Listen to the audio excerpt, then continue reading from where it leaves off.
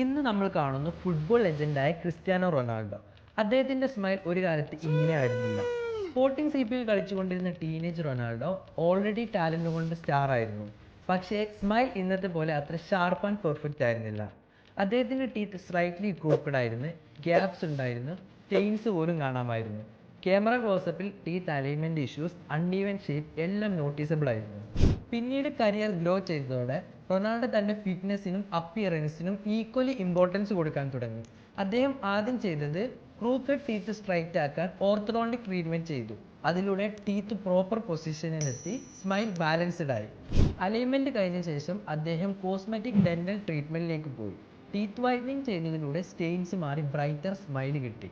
അതിനുശേഷം വെനിയേഴ്സ് പോലുള്ള cosmetic treatment ഉപയോഗിച്ച് അദ്ദേഹത്തിൻ്റെ പല്ലിൻ്റെ ഷേപ്പ്, സിമ്മട്രി, കളർ എല്ലാം എൻഹാൻസ് ചെയ്തു.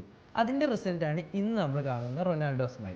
ഇന്നത്തെ ടെക്നോളജി ഉപയോഗിച്ച് ക്രൂക്കഡ് ടീത്ത് സ്ട്രൈറ്റ് ആക്കാനും ഗ്യാപ്സ് കറക്റ്റ് ചെയ്യാനും കോൺഫിഡൻസ് സ്മൈൽ ക്രിയേറ്റ് ചെയ്യാനും നമ്മൾക്ക് പറ്റും. അതിൽ ഏറ്റവും ഇൻട്രസ്റ്റിംഗ് ആയിട്ടുള്ള കാര്യം എന്താണെന്ന് വെച്ചാൽ ട്രീറ്റ്മെൻറ്റിന് ശേഷം നിങ്ങളുടെ സ്മൈൽ എങ്ങനെയായിരിക്കുമെന്ന് ഇവിടെ ഫ്രീ ആയി തന്നെ പ്രിവ്യൂ ചെയ്ത് കാണാം.